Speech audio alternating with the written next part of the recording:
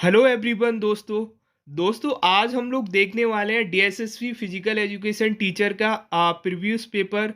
क्योंकि अभी जो वैकेंसी आई है डीएसएसपी फिजिकल एजुकेशन टीचर, उसकी प्रिपरेशन के लिए हम लोग प्रीवियस पेपर देखने वाले हैं डीएसएसपी का। दोस्तों ये जो पेपर हुआ था 2021 में हुआ था, अगस्त मंथ में 2 तारीख को। इसका जो पेपर है, इसमें इंग्लिश और हिंदी दोनों में क्वेश्चन पेपर है। इसकी आंसर की भी साथ में है।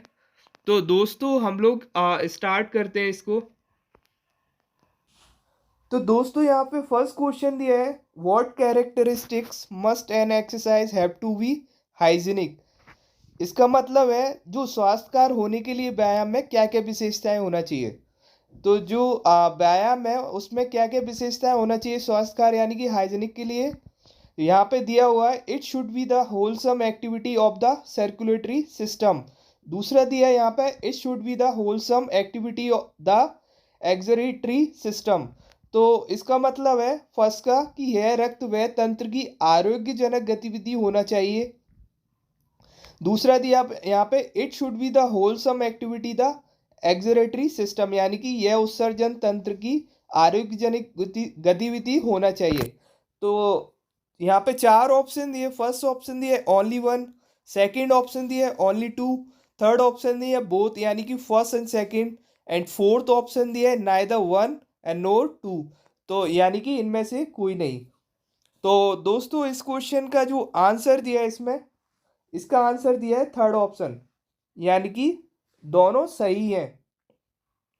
यानी कि जो स्वास्थ्यकर होने के लिए व्यायाम में विशेषताएं होना चाहिए वह दोनों होना चाहिए, यानी कि यह रक्त वह तंत्र की आरोग्यजनक गतिविधि होना चाहिए, यह उत्सर्जन तंत्र की आरोग्यजनक गतिविधि होना चाहिए। तो इसका जो आंसर दिया है दोस्तों, थर्ड ऑप्शन दिया हुआ है।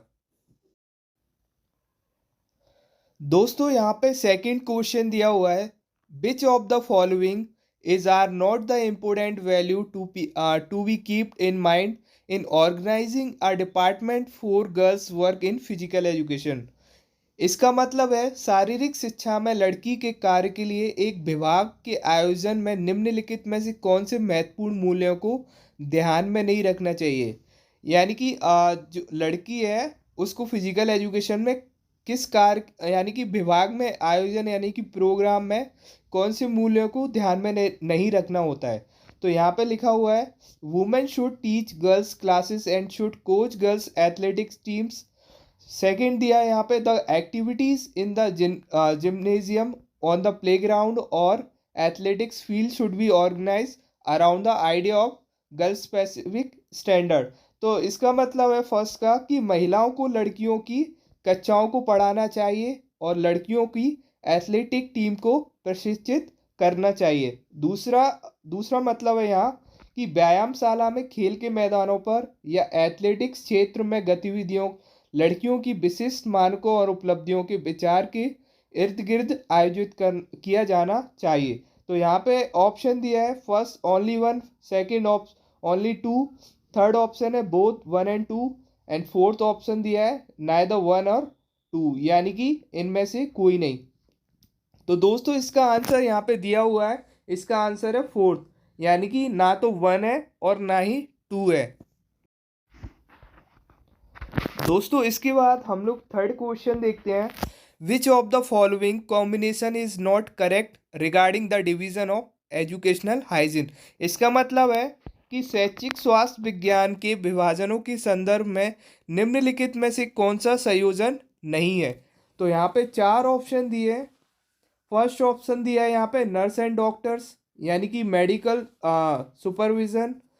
सेकंड ऑप्शन दिया है यहाँ पे पोस्चर एंड करेक्शनल एक्सरसाइज, यानी कि फिजिकल एजुकेशन।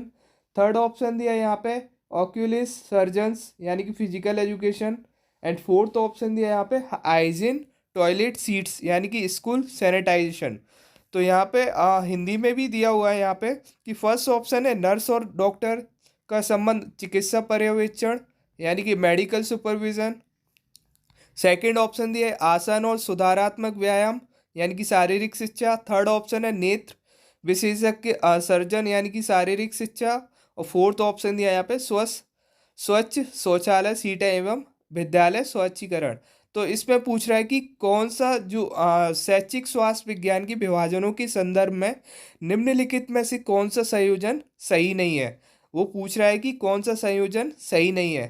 तो यहाँ पे जो सही ऑप्शन दिया है थर्ड ऑप्शन। कौन सा दिया है? Third option. तो जो नेत्र विशेषज्ञ सर्जन है वह फिजिकल एजुकेशन बिल्कुल नहीं होते हैं। तो ये जो आंसर दिया है यहाँ पे थर्ड ऑप्शन। दोस्तों अगला क्वेश्चन देखते हैं fourth.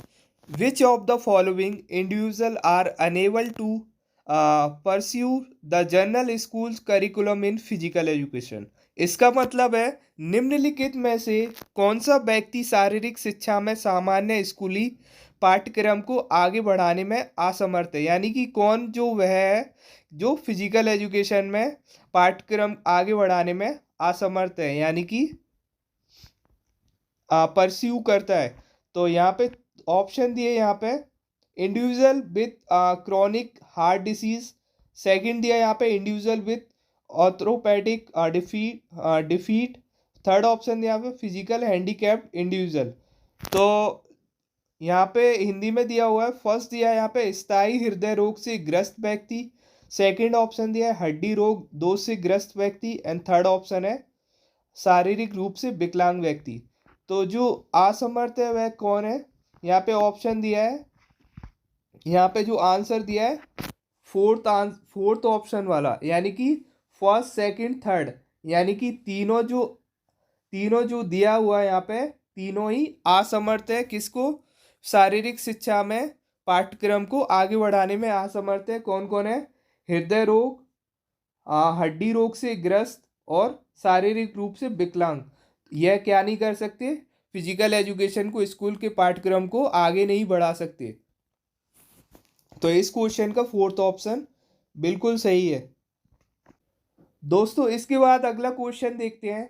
Which of the following are the important factor in prevention of sports injury. इसका मतलब है खेल चोटों की रोकथाम में निम्नलिखित में से कौन से महत्वपूर्ण कारक है। तो यहाँ पे फर्स्ट दिया है यहाँ पे हेलमेट्स, सेकंड दिया है क्लोथिंग, थर्ड ऑप्शन दिया फुटवियर एंड लास्ट ऑप्शन है यहाँ पे जूते। तो यहाँ पे चारों ऑप्शन में से इस क्वेश्चन का सही आंसर क्या है दोस्तों? तो यहाँ पे हम लोग क्वेश्चन पढ़ते हैं कि खेल चोटों की रोकथाम में निम्नलिखित में से कौन से महत्वपूर्ण कारक है, यानी कि कौन सा फैक्टर है प्रिवेंशन इंजरीज के लिए, स्पोर्ट्स इंजरी के लिए। तो दोस्तों हेलमेट बिल्कुल सही है। वस्त्र भी बिल्कुल यानी कि क्लोथिंग सही से होना चाहिए स्पोर्ट्स में। जूते बिल्कुल, अगर आप रॉन्ग शूज़ पहनते हो किसी स्पोर्ट्स के लिए तो बिल्कुल इंजरी हो सकती है। तो ये तीनों ऑप्शन इसका सही दिया हुआ है। तो थर्ड ऑप्शन इसका इस क्वेश्चन का सही दिया है यहाँ पे। इसके बाद दोस्तों अगला क्वेश्चन देखते हैं हम लोग। दोस्तों यहाँ पर नेक्स्ट क्वेश्चन है which of the following factors is are responsible for muscles rupture. तो दोस्तों रैप्चर का मतलब होता है टूटना। तो जो मसल्स टूटी हुई है उसकी रिस्पॉन्सिबल फैक्टर क्या है, यानी कि उसके कारक क्या है। निम्नलिखित में से कौन से कारक मांसपेशियों के टूटने के लिए उत्तरदायित्व है, यानी कि कौन रिस्पॉन्सिबल है जो मसल्स टूटने के।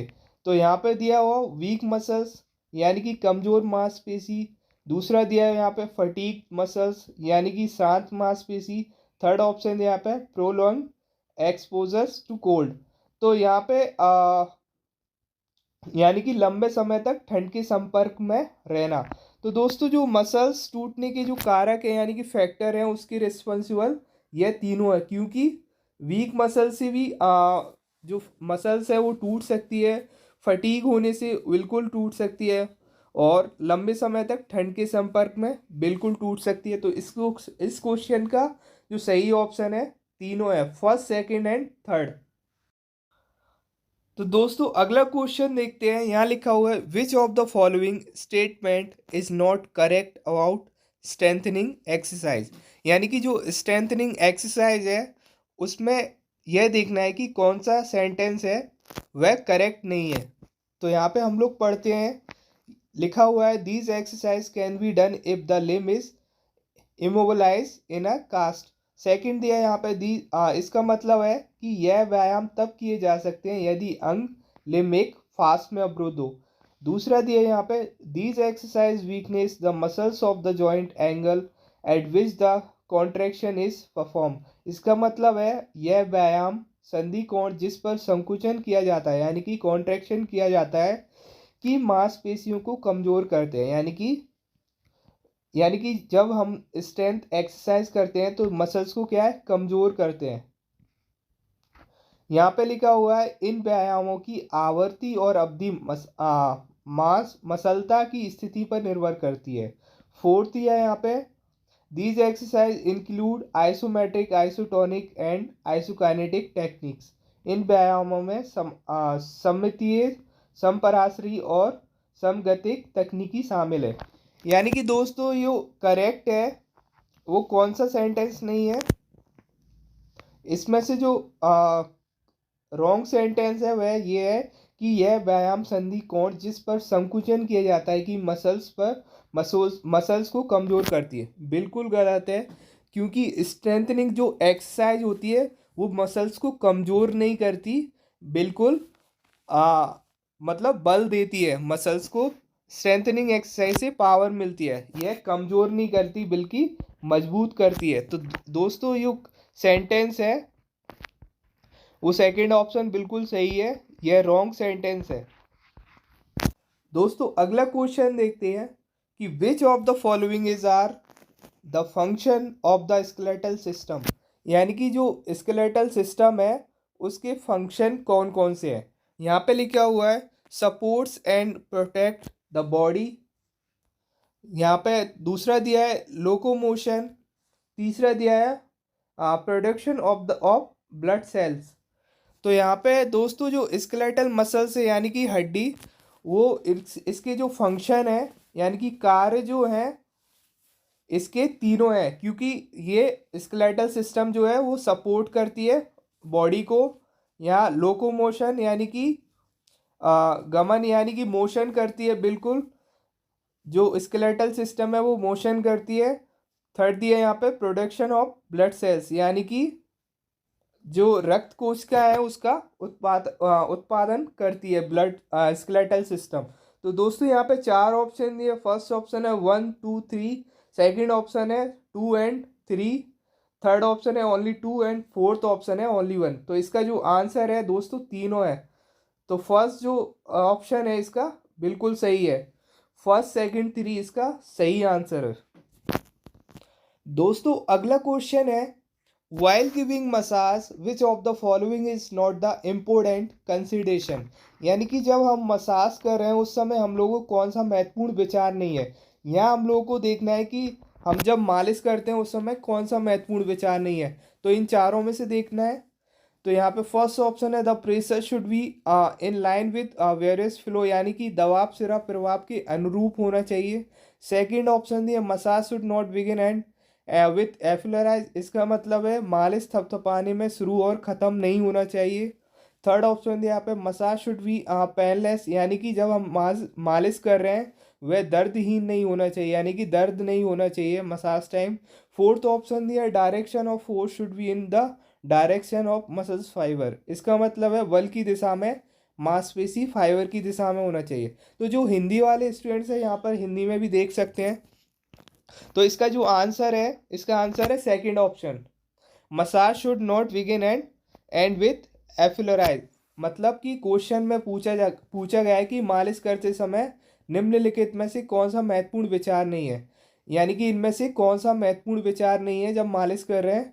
तो जो ऑप्शन है मालिश थपथपाने से शुरू और ख़त्म नहीं होना चाहिए, तो ये जो आंसर है सेकंड ऑप्शन। दोस्तों अगला क्वेश्चन है abdominal obesity is associated with increase risk of. तो दोस्तों जो उदरमेद बीमारी है उसके बढ़ते जोखिम से संबंधित है। तो क्या संबंधित है, हमें ये देखना है कौन सी बीमारी से संबंधित है। तो यहाँ पे दिया हुआ है डायबिटीज़, सेकंड दिया है यहाँ पे हाइपरटेंशन, थर्ड दिया है क्रोनरी हार्ट डिसीज यानी कि चक्रीय हृदय रोग। तो यहाँ पे इसका जो सही आंसर होगा यहाँ पे फर्स्ट ऑप्शन सही आंसर होगा, क्योंकि जो उदरमेद बीमारी है उससे जो जोखिम बढ़ते हैं वो कौन कौन से हैं, डायबिटीज़ भी यानी कि मधुमेह, उच्च रक्तचाप और चक्रीय हृदय रोग यानी कि हार्ट डिसीज। तो इसका जो ऑप्शन है फर्स्ट ऑप्शन सही है। दोस्तों यहाँ पे हम लोग अगला क्वेश्चन देखते हैं। Body mass index can be calculate by which formula. तो दोस्तों जो बॉडी मास है उसका फॉर्मूला क्या है? तो यहाँ पे दिया है फॉर्मूला जो होता है बॉडी मास इंडेक्स का, इसका होता है वेट अपॉन हाइट, यानी कि वेट अपॉन हाइट इसका जो होता है फॉर्मूला। तो थर्ड ऑप्शन इसका सही है। दोस्तों अगला क्वेश्चन है, which of the following techniques are associate with dehydration and affect athletics performance. यानी कि यहाँ पे देखना है कि कौन सी वह टेक्निक डिहाइड्रेशन है जो एथलेटिक्स परफॉर्मेंस को अफेक्ट करती है। तो यहाँ पे दिया है फर्स्ट यूज ऑफ ड्यूरिटीज, यानी कि मूत्रवर्धक का उपयोग। दूसरा दिया है यहाँ पे सोनावात। तीसरा दिया है यहाँ पे कैथरेटिक्स या इंड्यूस्ड वोमिटिंग, यानी कि प्रेरित उल्टी। तो यहाँ पे कौन सी टेक्निक है जो अफेक्ट करती है एथलेटिक्स परफॉर्मेंस को? तो यहाँ पे ऑप्शन जो दिया है यहाँ पे चारों, वो सॉरी, यहाँ पे फोर्थ ऑप्शन इसका सही दिया है, यानी कि तीनों जो है वो अफेक्ट करती हैं एथलेटिक्स परफॉर्मेंस को जब हम टेक्निक यूज़ करते हैं, कौन सी, डिहाइड्रेशन। तो फोर्थ ऑप्शन इसका सही है। दोस्तों अगला क्वेश्चन है, which of the following is are some important guidelines for a pre competition meal. इसका मतलब है जब कोई कंपटीशन है उस कंपटीशन से पहले, मतलब हमें जब मील ले रहे हैं तो कौन कौन सी इम्पोर्टेंस गाइडलाइंस फॉलो करना चाहिए। तो यहाँ पे दिया है it should be high in carbohydrate and low in fat and should be digestible. यानी कि इसका मतलब है जब हम कार्बोहाइड्रेट एंड फैट ले रहे हैं तो वह क्या होना चाहिए, डाइजेस्टेबल होना चाहिए, यानी कि पाचन होना चाहिए उस चीज़। उसके बाद दिया है अवॉइड स्वीट ड्रिंक्स, यानी कि अवॉइड करना चाहिए क्या, स्वीट्स और ड्रिंक को बिफोर 1 घंटे कंपटीशन, यानी कि 1 घंटे कंपटीशन से पहले। उसके बाद दिया है allow adequate time for food digestion, it is 3 to 4 hours for a large meal. यानी कि जब कोई आप लार्ज मील ले रहे हो, यानी कि कुछ ज़्यादा भोजन ले रहे हो, तो उस समय 3 से 4 घंटे डाइजेशन के लिए देना चाहिए, यानी कि कंपटीशन से 3 से 4 घंटे देना चाहिए उस खाने को डाइजेशन के लिए। तो यहाँ पे हमें देखना है कि जो गाइडलाइंस है हमें देखना है, तो जो गाइडलाइंस है यहाँ पे वो देखना है कौन कौन से सही है यहाँ पे। तो यहाँ पे जो कार्बोहाइड्रेट और उच्च वसा में कम होना चाहिए, वो वो मतलब पचने योग्य होना चाहिए, तो ये सही है। दूसरा दिया है यहाँ पे अवॉइड स्वीट, बिल्कुल सही है। तीसरा दिया है अलाउ एडिक्यूट टाइम फॉर, बिल्कुल सही है, यानी कि जो लंबा खाना खा रहे हैं उसके लिए समय देना चाहिए। तो दोस्तों ये गाइडलाइंस है बिल्कुल सही है। तो इसका जो ऑप्शन है यहाँ पे चार ऑप्शन दिए, first second third, second option दिया है second third and third option है first and second, fourth option है ओनली 2। तो दोस्तों इसका जो आंसर है फर्स्ट ऑप्शन बिल्कुल सही है। दोस्तों अगला क्वेश्चन है, which of the following is the source of saturate fat. तो जो बसा है फैट है उसका सोर्स कौन सा है जो मतलब पर्याप्त है। तो यहाँ पे चार ऑप्शन दिए, फर्स्ट ऑप्शन है एग, सेकंड ऑप्शन है ऑलिव ऑयल, थर्ड ऑप्शन है मिल्क एंड फोर्थ ऑप्शन है कॉर्न ऑयल, यानी कि मक्के का तेल। तो जो सैचुरेटेड फैट है सोर्स वो कौन सा है, दूध। कौन सा है, मिल्क। तो इसका थर्ड ऑप्शन सही है। दोस्तों इसके बाद अगला क्वेश्चन है, which of the following are the reason behind the cities engaging in the mega event strategy. तो जो इवेंट होता है मेगा इवेंट, उसकी शहरों में रणनीति क्या होती है, उसके पीछे निम्नलिखित कौन से कारण होते हैं। तो यहाँ पे हमें देखना है तो कौन सी रणनीति यहाँ पे हम लोग को देखना है। इसमें दिया है first city leader see the Olympic games in strategic terms providing opportunity to gain regional national and international media exposure at low cost, यानी कि यह सभी देखते हैं। इसके बाद इसके बाद दिया है hosting the Olympics can be justify as a boon to tourism and tourism revenues. तो यहाँ पे चार ऑप्शन दिए, फर्स्ट ऑप्शन है ओनली वन, सेकंड ऑप्शन है ओनली 2, थर्ड ऑप्शन है बोथ, लास्ट ऑप्शन है नाइदर वन एंड 2। तो यहाँ पे रणनीति देखना है शहरों में मेगा इवेंट की। तो यहाँ पे जो सही आंसर है यहाँ पे थर्ड ऑप्शन है, यानी कि दोनों। तो दोनों रणनीति है मेगा इवेंट के लिए शहरों में, वह हमें देखना चाहिए, यानी कि यह जो कारण है वह सही है। तो इसका थर्ड ऑप्शन बिल्कुल सही है। दोस्तों अगला क्वेश्चन है, ड्यूरिंग एशियन ओलंपिक ट्यूस was called, which of the following was were the rule of the truce। तो यहाँ पे लिखा हुआ है द प्राचीन ओलंपिक के दौरान एक ओलंपिक युद्ध विराम लगाया गया था। यानी कि जब प्राचीन ओलंपिक हुए थे उस दिन क्या हुआ, युद्ध विराम लगाया था। उस युद्ध विराम का निम्नलिखित में से कौन सा नियम था। तो यहाँ पे ऑप्शन दिए हैं, all war must stop 3 months during Olympic training and the game. Second दिया है यहाँ पे, आर्मीज and man with a weapon can not enter the Olympic ground. इसका मतलब है सेना और हथियार युक्त लोगों ओलंपिक मैदानों में प्रवेश नहीं कर सकते। थर्ड दिया है यहाँ पे, there is no death penalty during the Olympic, यानी कि ओलंपिक के दौरान कोई मौत की सजा नहीं है। तो यहाँ पे सही आंसर क्या होगा, यहाँ पे जो सही आंसर होगा fourth option, second, first second third, यानी कि इस क्वेश्चन का जो सही आंसर है तीनों।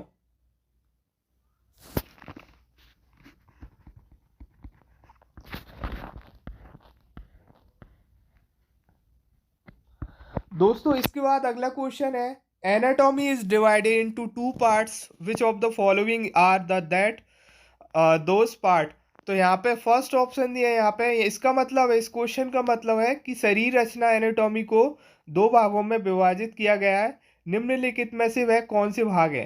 तो यहाँ पे दिया है ग्रॉस एनाटॉमी। ग्रॉस एनाटॉमी का मतलब है सकल शरीर संरचना रचना। दूसरा ऑप्शन है स्कोपिक एनाटॉमी, इसका मतलब है सूक्ष्मदर्शी शरीर रचना। तो यहाँ पे देखना है कि कौन सा वह भाग है एनाटॉमी का जिसको विभाजित करती है। तो यहाँ पे जो आंसर दिया है यहाँ पे थर्ड ऑप्शन बोथ, यानी कि फर्स्ट एंड सेकंड। तो जो विभाजित करती है वह भाग दोनों है, सकल शरीर रचना और सूक्ष्मदर्शी शरीर रचना। तो इसका जो आंसर है थर्ड ऑप्शन।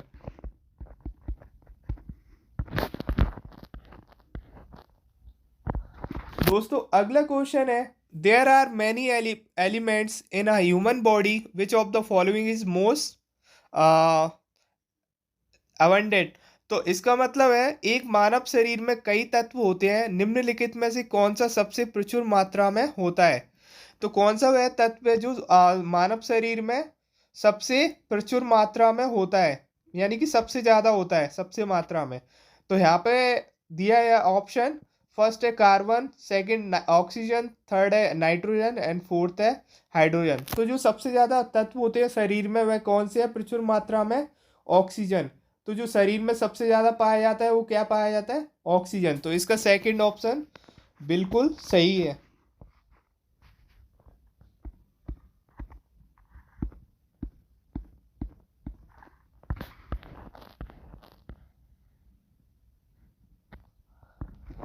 दोस्तों अगला क्वेश्चन है, fill in the blanks is the energy transformer of the cell। तो जो सेल है उस एनर्जी का ट्रांसफॉर्मर क्या है। तो यहाँ पे दिया है सेंट्रल, यानी कि तारक केंद्रक। सेकंड दिया है माइटोकॉन्ड्रिया, थर्ड है तंतु एंड लास्ट है लाइसोसोमस, यानी कि लाइसोसोम। तो यहाँ पे ऑप्शन दिया है, जो सेल होता है उसका एनर्जी कौन है, यानी कि जो कोशिका है उसका ऊर्जा रूपांतर करता कौन है, यानी कि जो सेल है उसका एनर्जी कौन देता है, ट्रांसफर कौन करता है। तो यहाँ पे दिया है सेकंड ऑप्शन इसका सही है, माइटोकॉन्ड्रिया। तो जो माइटोकॉन्ड्रिया है वो क्या करती है, माइटोकॉन्ड्रिया सेल को ऊर्जा देती है, सेल को क्या करती है, ट्रांसफॉर्मेशन करती है। तो इसका माइटोकॉन्ड्रिया बिल्कुल सही है।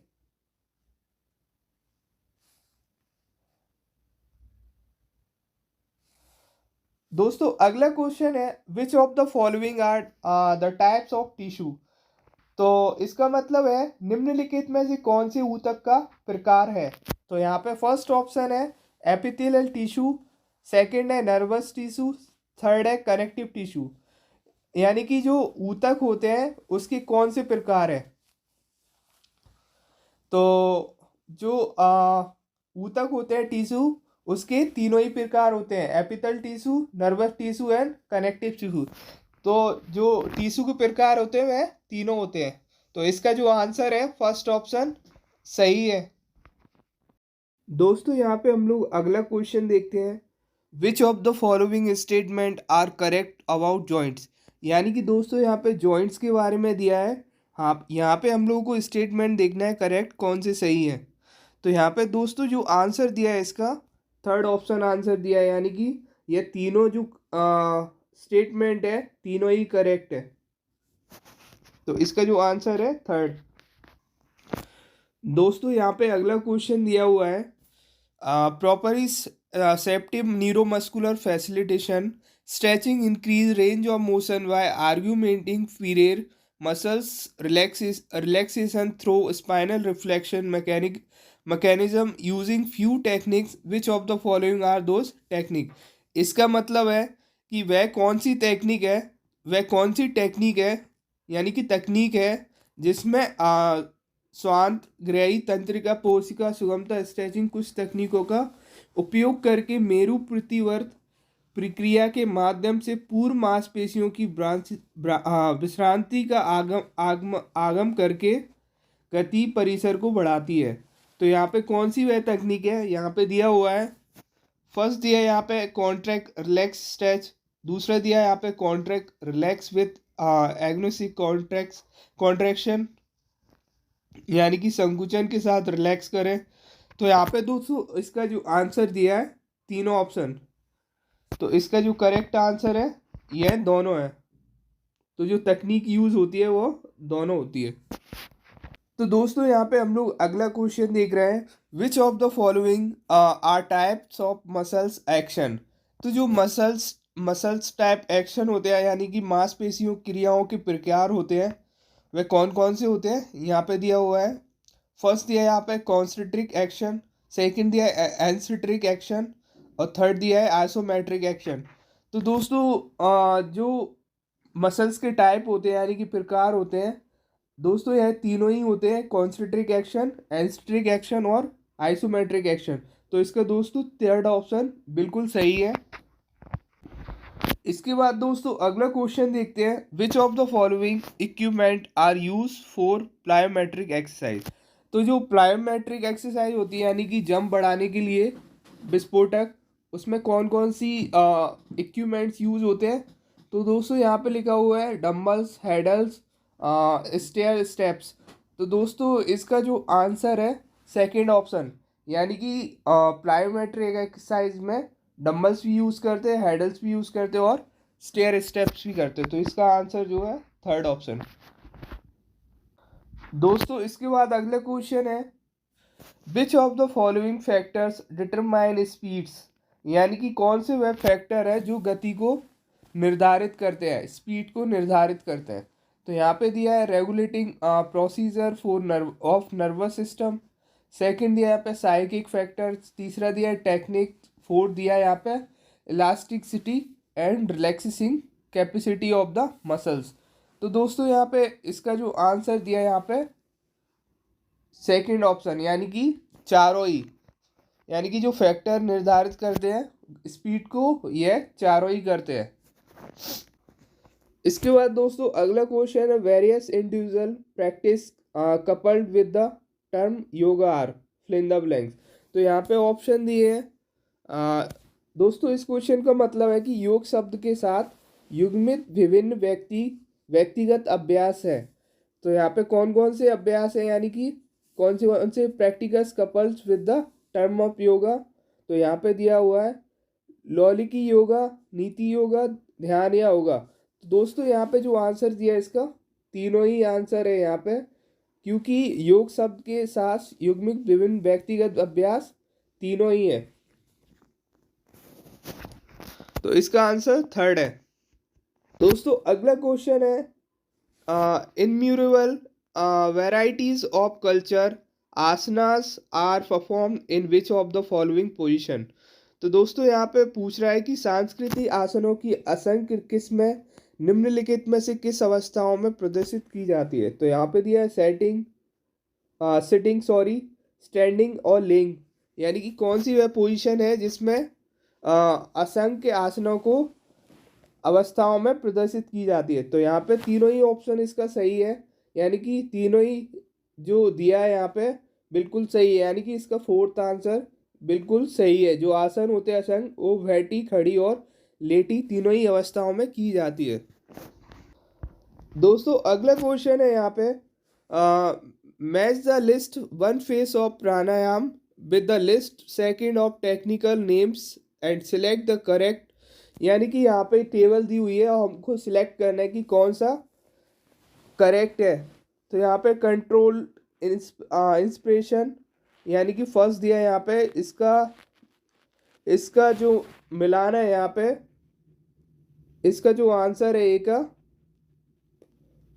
पुरु का, ए का क्या है पुरु का, बी का है कंट्रोल रिटेंशन, तो बी का जो है आर कुंभ का, सी का है पी ऋचिका। तो दोस्तों इसका जो थर्ड ऑप्शन बिल्कुल सही है। दोस्तों इसके बाद अगला क्वेश्चन है, which of the following are the post game duties of an official.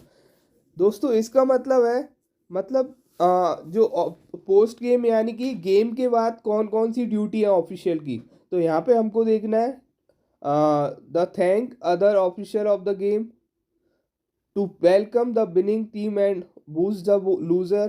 Third दिया यहाँ पे to hand over equipment like the playing ball और स्टॉप वॉच।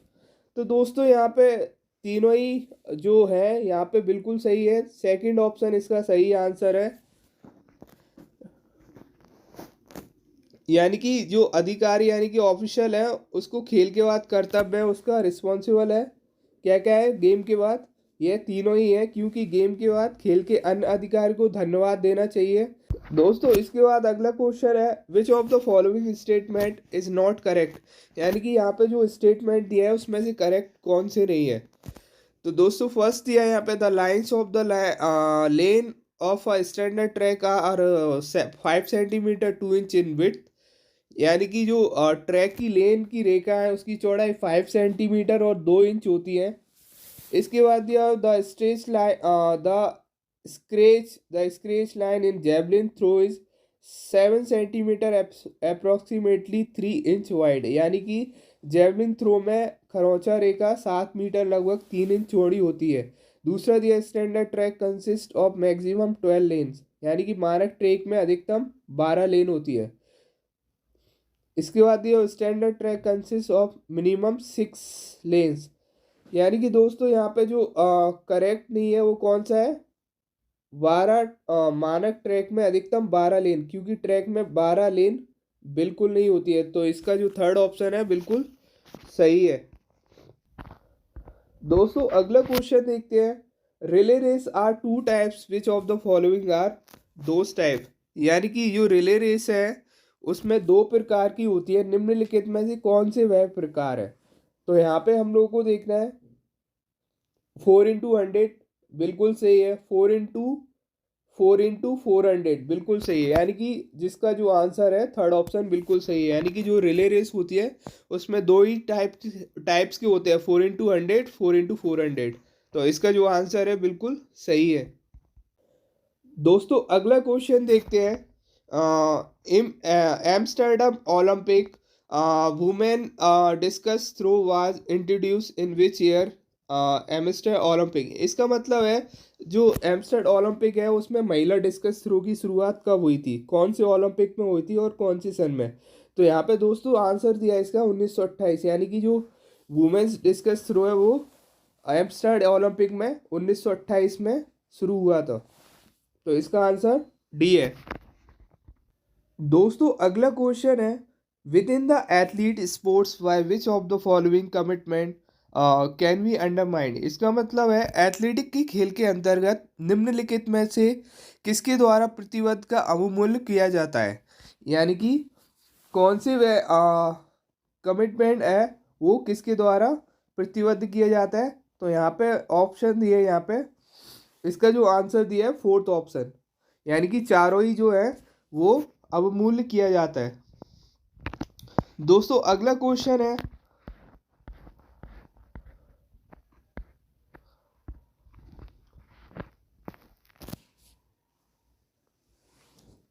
दोस्तों अगला क्वेश्चन है, why keeping what objective in mind psychology in physical education address important areas such as growth and development, motor school acquisition, heredity and environment etc.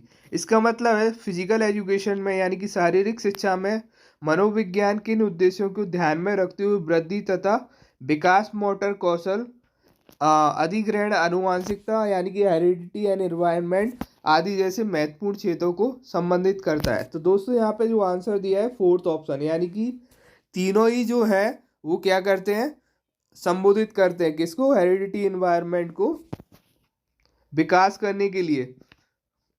तो तीनों ही option इसका सही है, तो फोर्थ ऑप्शन इसका सही आंसर है।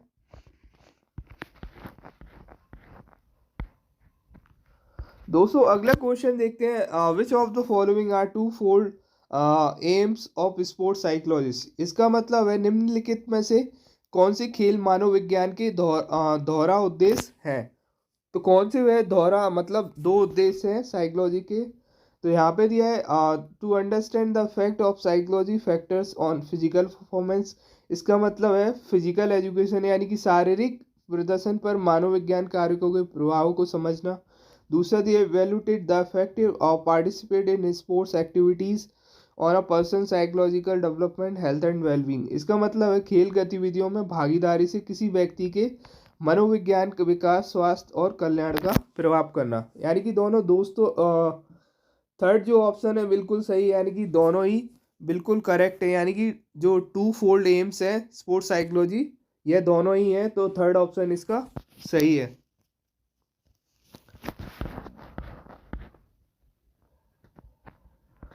दोस्तों अगला क्वेश्चन है, ग्रोथ है several aspect, which of the following are that those aspect. इसका मतलब है कि वृद्धि के कई पहलू हैं, निम्नलिखित में से कौन से वह पहलू हैं। तो यहाँ पे दिया है, फर्स्ट दिया है इंटेलेक्चुअल, सेकंड है इमोशनल, थर्ड है सोशल। तो दोस्तों यहाँ पे जो आंसर दिया है तीनों ही दिया है, यानी कि फर्स्ट जो ऑप्शन है बिल्कुल सही है, यानी कि जो वृद्धि के पहलू होते हैं वह तीनों ही हैं, तो फर्स्ट ऑप्शन इसका सही है। दोस्तों अगला क्वेश्चन है, लर्निंग है significant impact on individual behaviour as it doesn't influence. तो इसका मतलब है अधिगम यानी कि लर्निंग व्यक्तिगत व्यवहार पर महत्वपूर्ण प्रभाव पड़ता है, क्योंकि डैश को प्रभावित नहीं करता, यानी कि किसको प्रभावित नहीं करता, जब व्यक्तिगत व्यवहार पर महत्वपूर्ण प्रभाव पड़ता है इम्पोर्टेंट। तो यहाँ पे ऑप्शन दिया है एबिलिटीज, सेकंड दिया है रोल, रिसेप्शन। तो दोस्तों यहाँ पे फोर्थ ऑप्शन इसका सही दिया है, यानी कि ना तो वन है और ना ही टू। तो जो प्रभावित नहीं करते ये दोनों ही नहीं करते, तो फोर्थ ऑप्शन इसका सही है। दोस्तों इसके बाद अगला क्वेश्चन है, which of the following the general assumptions about learning. इसका मतलब है निम्नलिखित में से कौन से अधिगम यानी कि लर्निंग के बारे में सामान्य अवधारणाएं और अवधारणाएं हैं। तो दोस्तों यहाँ पे जो आंसर दिया है इसका थर्ड ऑप्शन बोथ, यानी कि दोनों ही जो है लर्निंग के बारे में यह सामान्य अवधारणाएं और अवधारणाएं हैं, तो थर्ड ऑप्शन इसका सही है।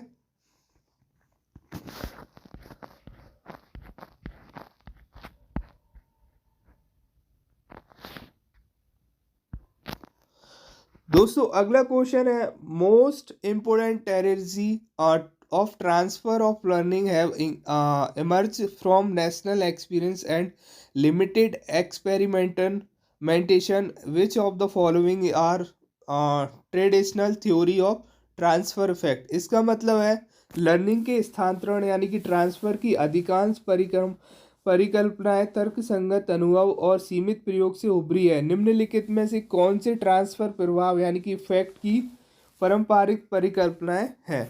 दोस्तों यहाँ इसका आंसर जो दिया है थर्ड ऑप्शन, यानी कि तीनों ही जो है वो क्या है, स्थानांतरण प्रभाव की पारंपरिक परिकल्पनाएं है, यानी कि the two factor theory, formal discipline theory और आइडेंटिकल थ्योरी। इसका मतलब है टू टू फैक्टर थ्योरी का मतलब है दो कारक परिकल्पना, और सेकंड है फॉर्मल डिसिप्लिन, इसके यानी कि औपचारिक अनुशासन परिकल्पना, और थर्ड जो है आइडेंटिकल एलिमेंट थ्योरी, इसका मतलब है समरूप परिकल्पना।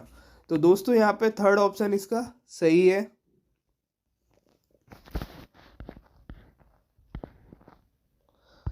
दोस्तों इसके बाद अगला क्वेश्चन है, which of the following statement is not correct about extending motivation, यानी कि जो इंटरनल मोटिवेशन है उसके बारे में यह दिया हुआ है, तो वह कौन सा स्टेटमेंट है जो करेक्ट नहीं है? तो यहाँ पे हम लोग को देखना है, यहाँ पे जो आंसर दिया है दोस्तों 4, यानी कि money is not one of the example of external.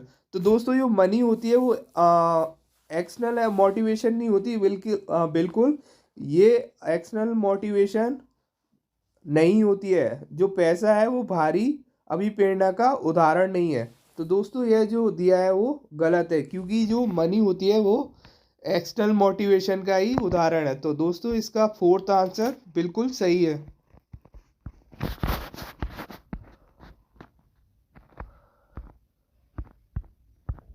दोस्तों इसके बाद अगला क्वेश्चन है, an intercollegiate athlete director who hold regular staff meeting in which items that affect the department and students athlete are discussed. The above statement desire which traditional theory of philosophical and theoretical managerial orientation. इसका मतलब है एक inter college athletics संचालक जो नियमित staff meeting करता है, यानी कि जो एथलेटिक्स डायरेक्टर है वो क्या करता है, एक मीटिंग करता है जिसमें विभाग और छात्रों एथलीटों को क्या है, प्रभावित करने वाली वस्तुओं की चर्चा करता है, और उपरोक्त कथन दार्शनिक यानी कि फिलॉसफी सैद्धांतिक प्रबंधकीय अभिविन्यास के किस पारंपरिक सिद्धांत का वर्णन करता है? तो दोस्तों यहाँ पे दिया है ऑटोक्रेटिक लेजिस्फेयर, यानी कि उसका देख रहा है कि कैसा क्या वो बिहेव करता है, कौन से सिद्धांत यूज करता है। तो यहाँ पे दिया लेजिस्फेयर और डेमोक्रेटिक। तो दोस्तों वो जो एथलेटिक डायरेक्टर है वो ये थर्ड ऑप्शन, यानी कि डेमोक्रेटिक। डेमोक्रेटिक का मतलब है लोकतांत्रिक यूज करता है। तो थर्ड वो फर्स्ट ऑप्शन इसका सही है। तो दोस्तों यहाँ पे अगला क्वेश्चन दिया हुआ है, which of the following are the common goals of sports of one espoused Y?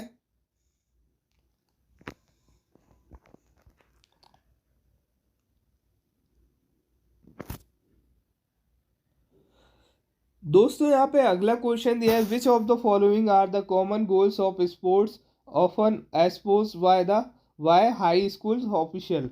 इसका मतलब है जो कौन से वह खेल के सामान्य लक्ष्य है जिसमें उच्च विद्यालय यानी कि हाई स्कूल ऑफिशियल द्वारा स्वीकार की गए। तो यहाँ पे जो आंसर दिया इसका थर्ड ऑप्शन, यानी कि जो चारों ही हैं वो सही है, यानी कि थर्ड ऑप्शन इसका सही है।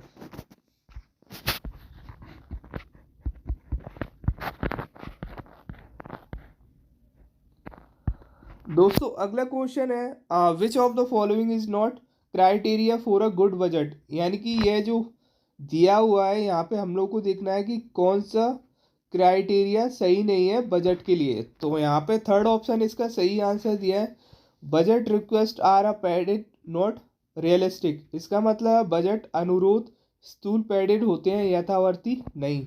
तो थर्ड ऑप्शन बिल्कुल सही है।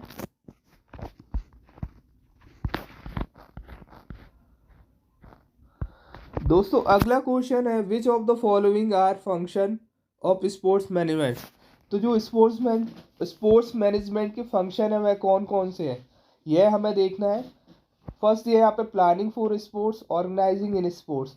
तो दोस्तों यहाँ पे दोनों ही आंसर सही है, तो थर्ड ऑप्शन इसका सही आंसर है। दोस्तों अगला क्वेश्चन है which of the following may be the qualities of a good leader. दोस्तों यहाँ पे हम लोग को गुड लीडर की क्वालिटी देखना है, यानी कि कौन से वह अच्छे नेताएं गुण हो सकते हैं, तो यह हमें देखना है। तो दोस्तों यहाँ पे जो आंसर दिया है फर्स्ट ऑप्शन है, यानी कि तीनों ही गुण जो है वो अच्छे नेता में होना चाहिए, यानी कि गुड लीडर में होना चाहिए। तो फर्स्ट ऑप्शन इसका सही है।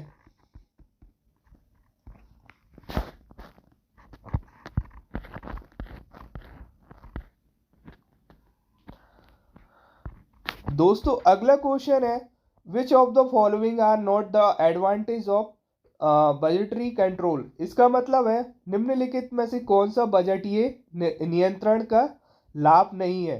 तो दोस्तों यहाँ पे सही जो आंसर दिया है इसका फोर्थ ऑप्शन, ना तो वन है और ना ही टू है।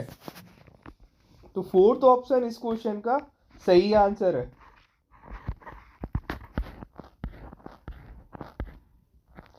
दोस्तों अगला क्वेश्चन है which of the following the goal of sports and exercise biomechanics.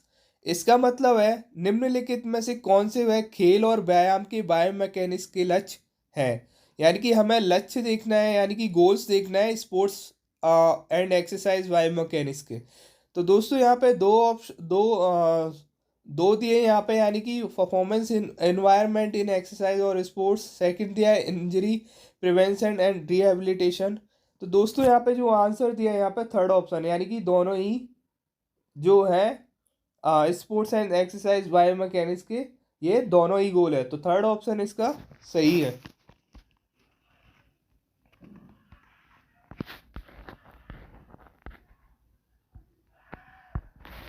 दोस्तों इसके बाद अगला क्वेश्चन दिया है in the 1968 Olympic held in Mexico a new technique Fosbury flop in the high jump was introduce which athlete introduce this technique of technique. तो दोस्तों यहाँ पे जो आंसर दिया है यहाँ पे थर्ड ऑप्शन बिल्कुल सही दिया है, डिक फॉस्फरी। तो दोस्तों जो मैक्सिको ओलंपिक है 1968 में, उसमें कौन सी टेक्निक यूज़ की थी, डिक डिक डिक फॉस्फरी, यानी कि डिक फॉस्फरी यूज़ की थी। कब की थी, 1968 में ओलंपिक मैक्सिको। तो थर्ड ऑप्शन इसका सही है। दोस्तों अगला क्वेश्चन है which of the following statement are correct. तो दोस्तों यहाँ पे हम लोग को स्टेटमेंट देखना है कि कौन सा करेक्ट है। तो यहाँ पे चार ऑप्शन, जो फोर्थ ऑप्शन है ओनली वन, तो वो बिल्कुल सही है। तो जो फर्स्ट ऑप्शन है साइनोविल झिल्ली द्वारा उत्सर्जित साइनोविल तरल अंडे की सफेदी के सामने दिखाने वाले चिपचिपा तरल है, बिल्कुल सही है। तो जो ओनली वन है वो सही है।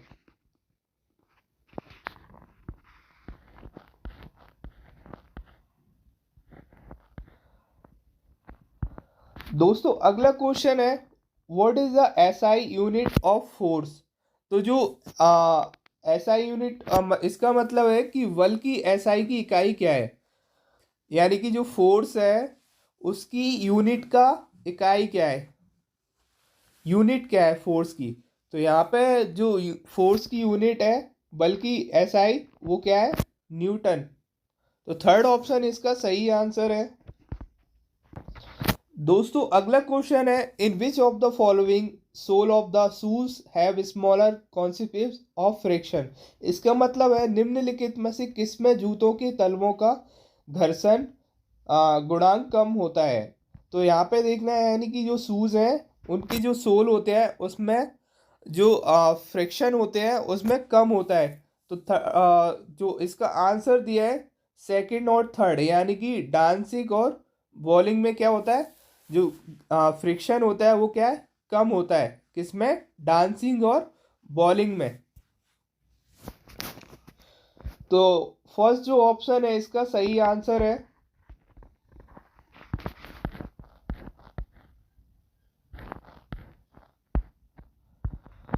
दोस्तों अगला क्वेश्चन है which of the following are not correct, यानी कि ये सेंटेंस दिए हो इसमें से करेक्ट कौन से नहीं है स्टेटमेंट से। तो यहाँ पे दोस्तों आंसर जो दिया है थर्ड, यानी कि जो थर्ड वाला है the faster an objective moves the less movement in has. इसका मतलब है कोई वस्तु जितना तेजी से चलती है उसका संवेग उतना ही कम होता है। तो दोस्तों यह जो सेंटेंस है बिल्कुल करेक्ट नहीं है, तो थर्ड ऑप्शन इसका सही आंसर है।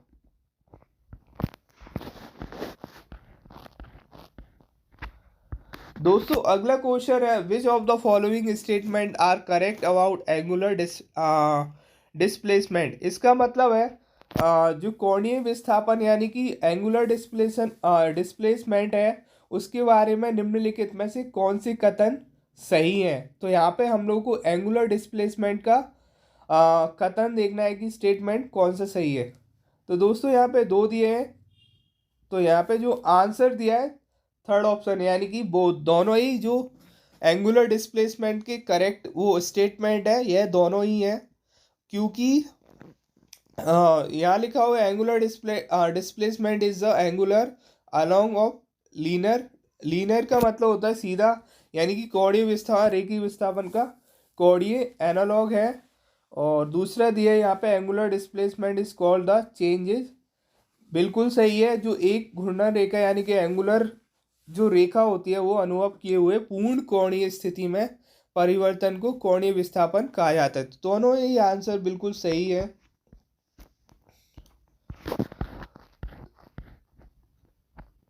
दोस्तों इसके बाद अगला क्वेश्चन दिया है, the unit of yardsticks chosen for the measurement should have which of the following essential qualities और प्रॉपर्टीज।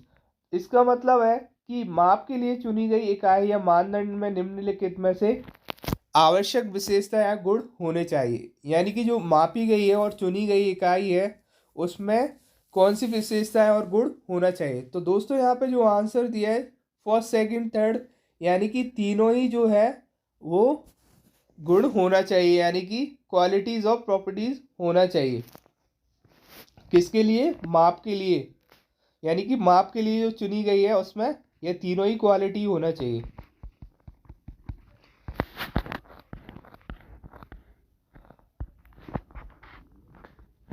दोस्तों अगला क्वेश्चन है, match match the list one sports skill test. यानी कि जो वन लिस्ट है वो क्या है? स्पोर्ट्स स्किल टेस्ट है। इसके बाद दूसरी जो लिस्ट है वो क्या है? Sports related. यानी कि हमें ये टेबल दी गई है, उसमें हमें देखना है कि कौन सी स्किल कौन से स्पोर्ट से रिलेट करती है।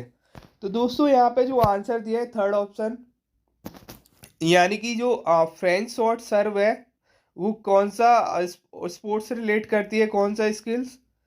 तो दोस्तों यहाँ जो ए है फ्रेंच शॉट सर्व, वो बैडमिंटन में होता है। किस में होता है? फ्रेंच शॉट सर्व बैडमिंटन में। और नॉक टेस्ट नॉक टेस्ट जो होता है वो किस में होता है? बास्केटबॉल में।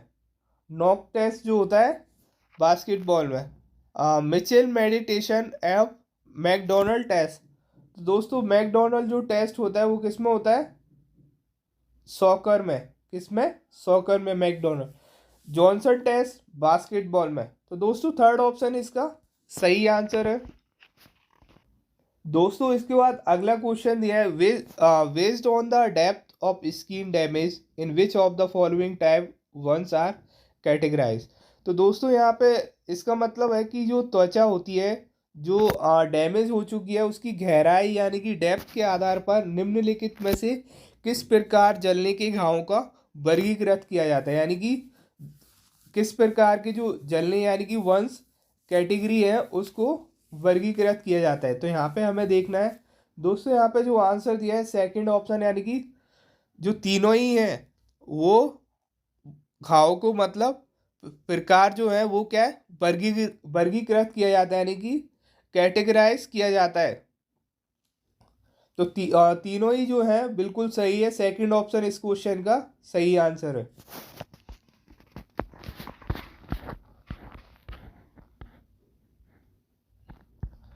दोस्तों अगला क्वेश्चन है, which of the following are the measure to be are taken for the better management of world water resource.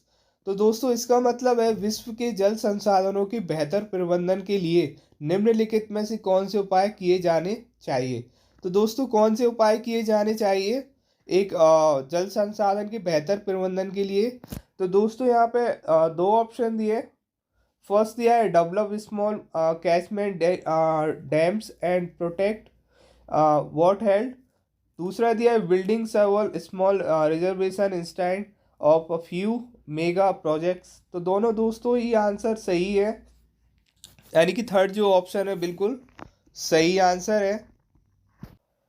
दोस्तों अगला क्वेश्चन है when soil is use more intensively for by farming then the soil is eroded more rapidly. इसका मतलब है जब मिट्टी का कृषि द्वारा गहनता से उपयोग किया जाता है तो मिट्टी का अधिक तेजी से अपरदन होता है। यानी कि कौन सा वह है जो मिट्टी द्वारा मिट्टी का अधिक तेजी से अपरदन होता है। तो दोस्तों यहाँ जो आंसर दिया है थर्ड ऑप्शन, यानी कि दोनों ही द्वारा, वाइंड और रेन द्वारा, यानी कि हवा और वर्षा द्वारा ही क्या होता है, मिट्टी का अधिक तेजी से अपरदन होता है। कब?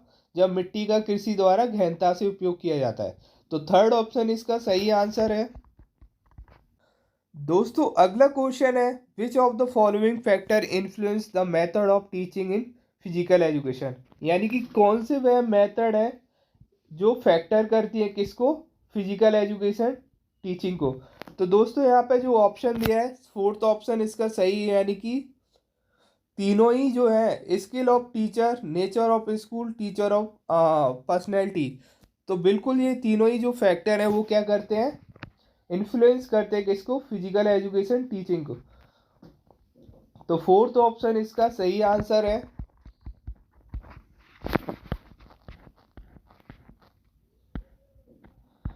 दोस्तों इसके बाद अगला क्वेश्चन है which mode are available the market at can we are easily pursued for teaching anatomy physiology and biomechanics. इसका मतलब है कौन सा वह मॉडल बाजार में उपलब्ध है तथा शरीर संरचना यानी कि एनाटॉमी, शरीर विज्ञान यानी कि फिजियोलॉजी और बायोमैकेनिक्स के शिक्षण के लिए आसानी से प्राप्त किए जा सकते हैं।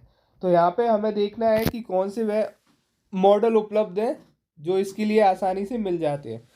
तो फर्स्ट दिया यहाँ पे हार्ट, सेकंड दिया लीवर, थर्ड दिया है ब्रेन। तो तीनों ही आंसर बिल्कुल सही है, यानी कि फोर्थ ऑप्शन इसका सही आंसर है।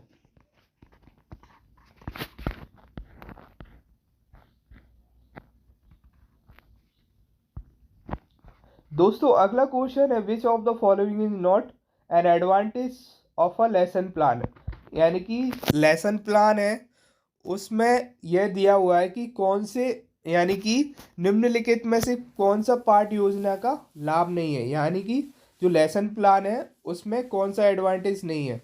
तो दोस्तों यहाँ पे हम लोगों को देखना है, यहाँ पे जो आंसर दिया है इसका third option, goal and objective of teaching are achieved through a lesson plan while taking resource to any external measure। इसका मतलब है कि शिक्षण के लक्ष्यों और उद्देश्यों को किसी भी बाहरी उपाय का सहारा लेकर पाठ योजनाओं के माध्यम से प्राप्त किया जाता है। तो दोस्तों यह जो है एडवांटेज नहीं है, तो थर्ड ऑप्शन इसका सही आंसर है।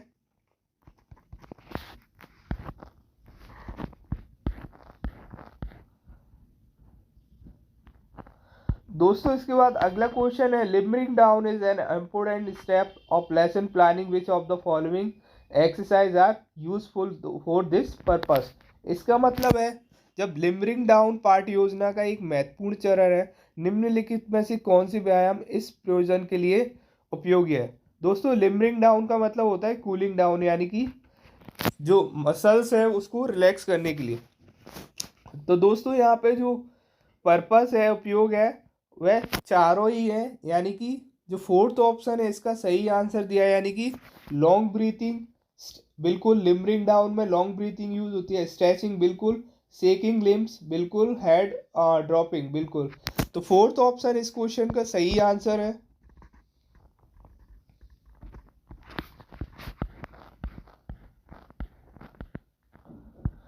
दोस्तों अगला क्वेश्चन है which of the following statement is not correct about team game. यानी कि दोस्तों यहाँ पे स्टेटमेंट दिया है और पूछ रहा है कि टीम टीम गेम्स में जो स्टेटमेंट है वो करेक्ट नहीं है, कौन से नहीं है, यहाँ पे हम लोगों को देखना है। तो दोस्तों यहाँ पे जो थर्ड ऑप्शन है बिल्कुल सही है, यानी कि जो team games are not fraud with the variety of damage such as collision among players, specters and interface. इसका मतलब है कि टीम खेल विभिन्न प्रकार के खतरों से भरे नहीं होते हैं, यानी कि जो टीम गेम होते हैं वो क्या है, आ, खतरों से घिरे नहीं होते, यानी कि भरे नहीं होते हैं, जैसे खिलाड़ियों के बीच टकराव, दर्शकों का हस्तक्षेप, इस तरीके से। तो थर्ड ऑप्शन इस क्वेश्चन का सही आंसर दिया हुआ है।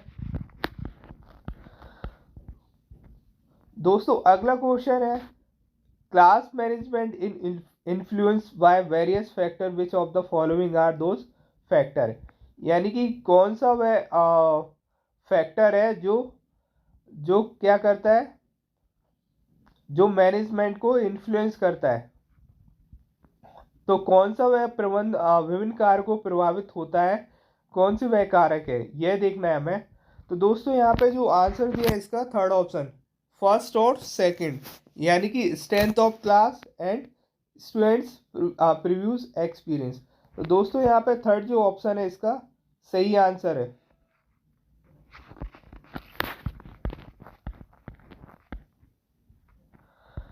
दोस्तों अगला क्वेश्चन है, after anticipating in and planning the teacher prepare और deliver good which of the following are not the kind preparation. तो दोस्तों यहाँ पे पूछ रहा है कि अनुमान और योजना बनाने के बाद शिक्षक सामग्री पहुंचाने की तैयारी करता है, निम्नलिखित में से कौन सा प्रकार नहीं है। तो दोस्तों यहाँ पे जो आंसर दिया इसका फोर्थ ऑप्शन इसका या तो ना 1 है और ना ही 2 है।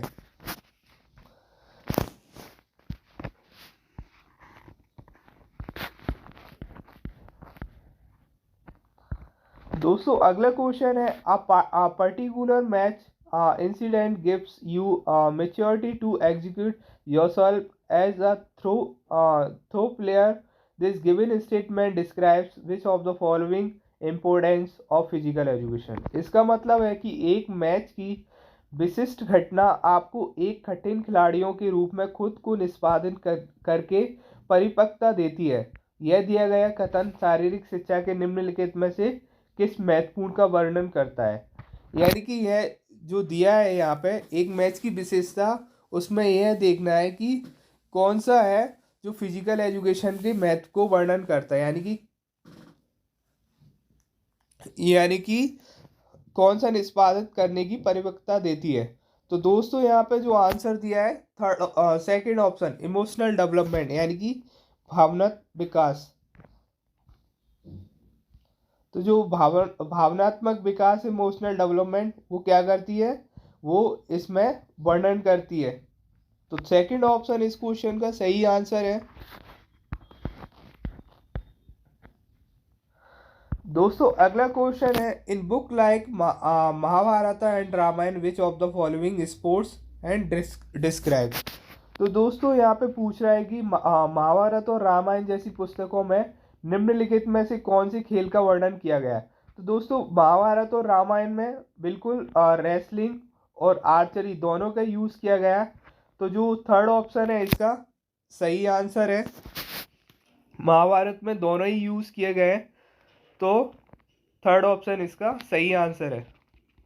दोस्तों अगला क्वेश्चन है, इन 1914 व्यायाम प्रसारक मंडल वाज स्टेप अप, यानी कि जो व्यायाम प्रसारक मंडल है वो कब स्टेब्लिश हुआ, यानी कि स्थापित हुआ था 1914 में।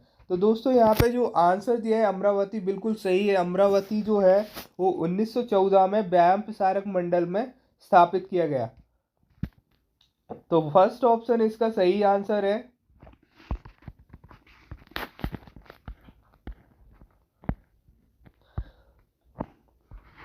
इसके बाद दोस्तों अगला क्वेश्चन है, which of the following combination are not correct. तो दोस्तों यहाँ पे कॉम्बिनेशन दिए हैं 2, उसमें यह देखना है कि कौन सी करेक्ट नहीं है।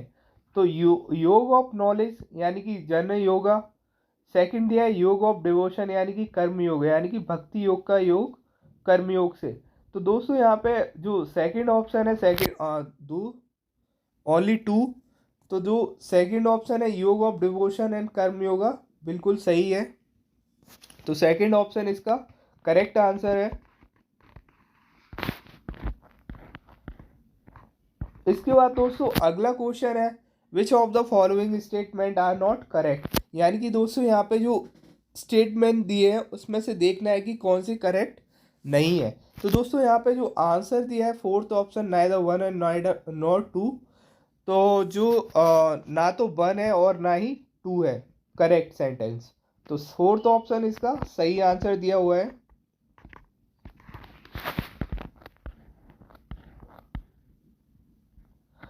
दोस्तों इसके बाद अगला क्वेश्चन है, which of the following statement are correct. यानी कि ये स्टेटमेंट है, इसमें से हम लोग को देखना है कि कौन से करेक्ट है। तो दोनों ही जो स्टेटमेंट है दोनों ही करेक्ट है, तो थर्ड ऑप्शन इसका सही आंसर है।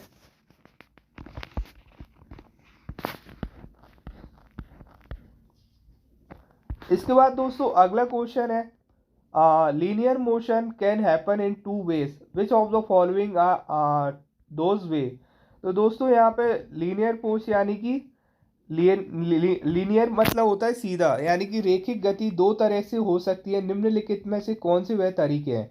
तो दोस्तों यहाँ पे रेक्टिलिनियर ट्रांसलेशन यानी कि रेक्टिलिनियर ट्रांसलेशन, दूसरा दिया है कैविलिनियर ट्रांसलेशन। तो दोस्तों यहाँ पे जो कर्विलिनियर और रेक्टिलिनियर ट्रांसलेशन है बिल्कुल सही है, क्योंकि जो टू वे होते हैं लीनियर मोशन के, यह दोनों ही होते हैं। तो थर्ड ऑप्शन जो है बिल्कुल सही आंसर है। दोस्तों अगला क्वेश्चन है, which of the following procedural point should be covered through staff orientation in the school और कॉलेज स्पोर्ट्स प्रोग्राम। इसका मतलब है कि स्कूल या कॉलेज के खेल कार्यक्रमों में स्टाफ ओरिएंटेशन के माध्यम से निम्नलिखित में से प्रक्रियात्मक बातों को शामिल किया जाता है। यानी कि कौन सी वह बातें हैं जो ओरिएंटेशन के माध्यम से शामिल की जाती हैं, कब, जब स्कूल या कॉलेज के खेल कार्यक्रमों में स्टाफ स्टाफ का ओरिएंटेशन चल रहा हो। तो यहाँ पे दोस्तों यहाँ पे दिया है first financial, second health care, third travel और फोर्थ है पब्लिक रिलेशन। तो दोस्तों यहाँ पे जो है बिल्कुल फोर्थ ऑप्शन सही है, यानी कि चारों ही जो पॉइंट्स हैं वो शामिल किए जाते हैं, किए जाने चाहिए। तो फोर्थ ऑप्शन बिल्कुल सही आंसर है।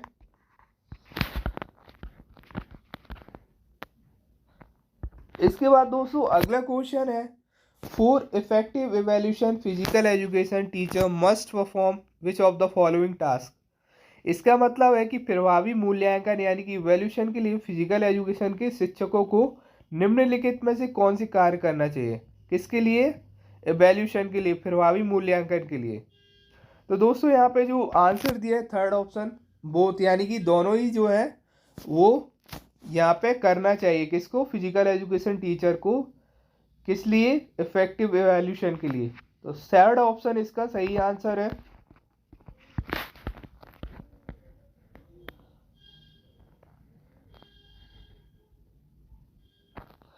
दोस्तों अगला क्वेश्चन है, which of the following is not a face in the triple jump.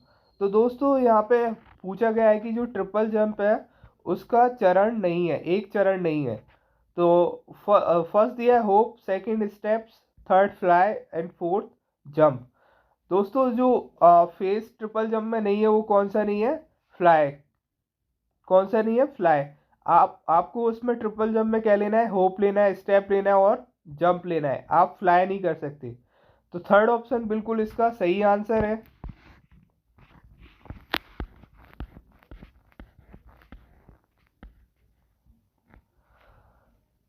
दोस्तों अगला क्वेश्चन है, in the high jump constitute a failure at the same highest और combination of height cause a competitor elimination.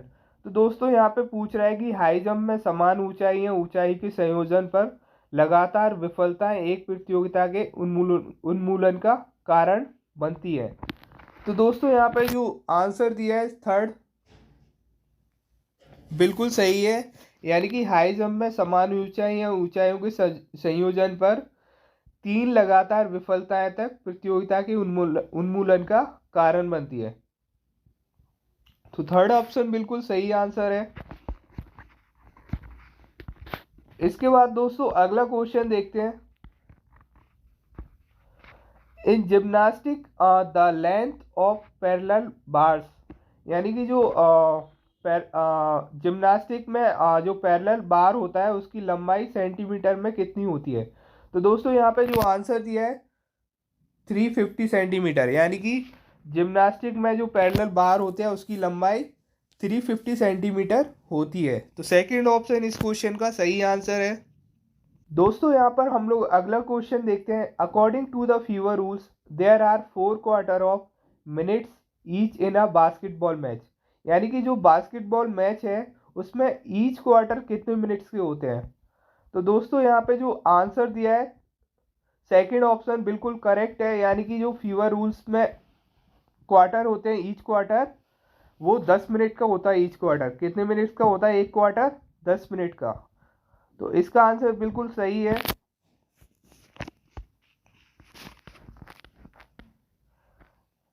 इसके बाद दोस्तों अगला question है। During a net ball match minimum of and maximum of player from a team may be on the court at any one time. इसका मतलब है कि net ball के एक मैच के दौरान एक टीम से न्यूनतम यानी कि कितने प्लेयर और अधिकतम खिलाड़ी किसी भी समय कोर्ट में हो सकते हैं। तो दोस्तों यहाँ पे दिया है 5-7, यानी कि नेट बॉल के एक मैच के दौरान न्यूनतम 5 और 7 खिलाड़ी से कोर्ट में हो सकते हैं। किसमें, नेट बॉल मैच में, यानी कि 5 भी हो सकते हैं और 7 भी हो सकते हैं अधिकतम, यानी कि 7 से ज़्यादा नहीं हो सकते। तो फर्स्ट ऑप्शन इसका सही आंसर दिया हुआ है। इसके बाद दोस्तों अगला क्वेश्चन देखते हैं। In the hammer throw, the put must land inside a designated degree sector for it to be ballot put. इसका मतलब है कि हैमर थ्रो फुट का एक निर्दिष्ट डिग्री सेक्टर के अंदर गिरना चाहिए ताकि यह एक बैट पुट हो। तो दोस्तों यहाँ पे जो आंसर दिया है 35, यानी कि जो हैमर थ्रो है फुट को एक निर्देशित 35 डिग्री सेक्टर के अंदर गिरना चाहिए। तो सेकंड ऑप्शन इस क्वेश्चन का सही आंसर है। दोस्तों अगला क्वेश्चन देखते हैं। How many hurdles are there in a 400 metre hurdle race. इसका मतलब है कि 4 इंटू मीटर हेडल्स दौड़ में कितने हेडल होते हैं। तो दोस्तों यहाँ पे 400 मीटर हेडल्स दौड़ में 10 हेडल्स होते हैं। कितने हेडल्स होते हैं, 10 हेडल्स। तो दोस्तों इसका जो फर्स्ट ऑप्शन है बिल्कुल करेक्ट आंसर है। इसके बाद दोस्तों अगला क्वेश्चन देखते हैं। How many water jump are there in a 3000 metre steeplechase. तो दोस्तों स्टीपल जो चेस है उसमें कितने वाटर जंप होते हैं। तो दोस्तों यहाँ पे दिया हुआ है 3000 मीटर स्टीपल चेस में कितने पानी की छलांग होती है। तो जो पानी की छलांग होती है वाटर जंप वो कितनी होती है, 7। कितनी होती है, 7। तो थर्ड ऑप्शन इस क्वेश्चन का बिल्कुल करेक्ट आंसर है। इसके बाद दोस्तों अगला क्वेश्चन है। In a double game of squash is each game is a play 2 points, यानी कि जो डबल गेम है स्कॉश का उसमें कितने अंक तक खेला जाता है। तो दोस्तों यहाँ पे फर्स्ट ऑप्शन दिया है 11। तो जो स्कॉश गेम है डबल उसमें प्रत्येक खेल 11 अंक तक खेला जाता है, यानी कि 11 अंक तक खेला जाता है। किसमें, स्कॉश में। तो फर्स्ट ऑप्शन इसका सही आंसर दिया है दोस्तों। इसके बाद दोस्तों अगला क्वेश्चन है। In a double table tennis match at each change of service, यानी कि जो टेबल टेनिस है डबल्स उसमें उसमें क्या है कि जो सर्विस होती है उसमें प्रत्येक परिवर्तन पर। तो यहाँ पे लिखा हुआ है third option the previous receiver shall become the server and the partner of the previous server shall become the receiver. इसका मतलब है कि पिछला रिसीवर जो है यानी कि जिसने सर्व कराई अपोनेंट ने, और रिसीवर है जो पिछला सर्वर बन जाएगा और पिछले सर्वर का भागीदारी रिसीवर बन जाएगा। यानी कि जो पिछला सर्वर उठाया था वो क्या करेगा, रिसीवर बन जाएगा, और जो पिछला रिसीवर है वो क्या बन जाएगा, सर्वर बन जाएगा। किसमें, डबल्स में। तो थर्ड ऑप्शन इसका बिल्कुल करेक्ट आंसर है। इसके बाद दोस्तों अगला क्वेश्चन है। Tennis can be played to the best of or sets, यानी कि जो टेनिस को टेनिस को बेस्ट ऑफ या सेटों तक खेला जा सकता है।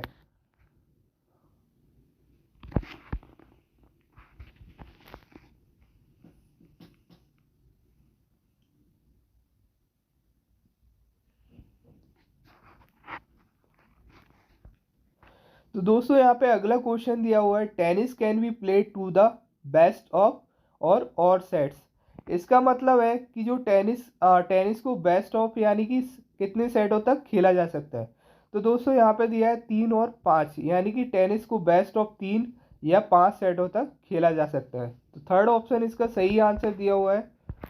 दोस्तों यहाँ पे अगला क्वेश्चन दिया हुआ है, जूडो में निम्नलिखित में से कौन सा इशारा रेफरी द्वारा किया जा सकता है। तो यहाँ पे हम लोगों को देखना है कि जो जूडो है उसमें कौन सा इशारा रेफरी के द्वारा किया जा सकता है। तो दोस्तों यहाँ पे थर्ड ऑप्शन बिल्कुल सही है, फर्स्ट और सेकंड, यानी कि इप्पन भी किया जाता है और बाजारी भी किया जाता है। तो दोनों आंसर बिल्कुल सही आंसर है। दोस्तों इसके बाद अगला क्वेश्चन है,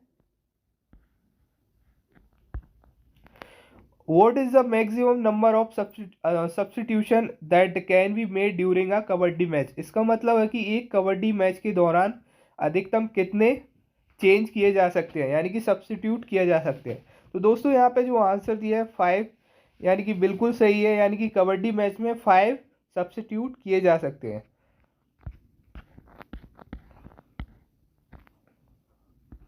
दोस्तों इसके बाद अगला क्वेश्चन है, which of the following is a type of mallakhamb. तो यानी कि यहाँ पे देखना है कि कौन से वह प्रकार है मलखम के। तो फर्स्ट यहाँ पे पोल मलखम, रोप मलखम, बिल्कुल सही है, यानी कि मलखम जो है वह दोनों ही प्रकार है, यानी कि थर्ड ऑप्शन इसका सही आंसर है। दोस्तों अगला क्वेश्चन है, in AP fencing the target area is, यानी कि जो फेंसिंग गेम होता है उसमें टारगेट एरिया कौन सा होता है। तो दोस्तों यहाँ पे लिखा हुआ है, head and arms, entire body, केवल सिर, केवल धड़। दोस्तों यहाँ पे जो फेंसिंग होता है उसमें इंटायर बॉडी यूज़ होता है, यानी कि जो टारगेट किया जाता है वो पूरी बॉडी को किया जाता है, तभी वो लोग मास्क वगैरह सारे, मतलब जो फेंसिंग का ड्रेस रहता है वो सारा पहने रहते हैं। तो इसलिए इंटायर बॉडी इसका करेक्ट आंसर है। तो फेंसिंग में जो एरिया यूज़ होता है वो पूरा शरीर होता है। तो सेकंड ऑप्शन बिल्कुल करेक्ट आंसर है। इसके बाद दोस्तों अगला क्वेश्चन है, which of the following is correct about duration of handball match. तो जो हैंडबॉल मैच है उसका ड्यूरेशन कितना होता है। तो दोस्तों यहाँ पे आंसर दिया है 2 हाफ्स एंड 30 मिनट्स ईच, यानी कि 2 हाफ होते हैं जो कि 30 मिनट्स के होते हैं, यानी कि 60 मिनट्स का पूरा गेम होता है। तो फोर्थ ऑप्शन इसका सही आंसर है। तो दोस्तों यह था डीएसएसबी फिजिकल एजुकेशन टीचर का प्रीवियस पेपर। दोस्तों आपको इसको इसलिए देखना चाहिए क्योंकि लास्ट ईयर किस टाइप के क्वेश्चन एग्जाम में आए थे और इस बार किस टाइप के question DSSB PGT physical education में आ सकते हैं। दोस्तों इसको इसलिए देखना चाहिए क्योंकि हो सकता है कि दूसरे एग्जाम में इससे हेल्प हो, इस टाइप के क्वेश्चन भी आ सकते हैं। मैं चाहता हूं कि इस वीडियो को आप लोग अपने फ्रेंड के साथ शेयर करें ताकि उनकी हेल्प हो सके। थैंक यू दोस्तों।